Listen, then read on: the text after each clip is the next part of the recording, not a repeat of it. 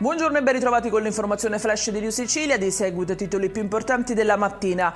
In apertura il primo concerto di Natale organizzato ieri sera a Sala d'Ercole tra musica, solidarietà e politica. È stata sottolineata la forte intesa tra il presidente dell'Ars Galvagno e il governatore Schifani. La cronaca con un'operazione antimafia a Palermo. Questa mattina i finanzieri del comando provinciale hanno eseguito 18 misure cautelari. Nel mirino il potere di controllo economico esercitato dalla mafia sui pascoli e sulle aste fallimentari.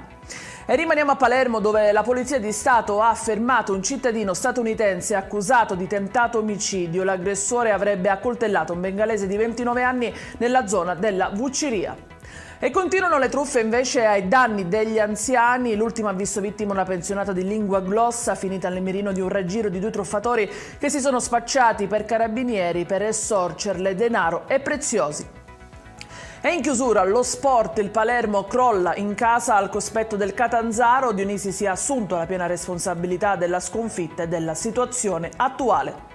Ed è tutto per questa edizione. Vi ricordo come sempre che i dettagli su queste notizie e molte altre li trovate sul nostro sito www.newsicilia.it e sui nostri canali social. Grazie per averci seguito. Io vi ricordo l'appuntamento stasera alle 19:30 con nuovi aggiornamenti. Arrivederci.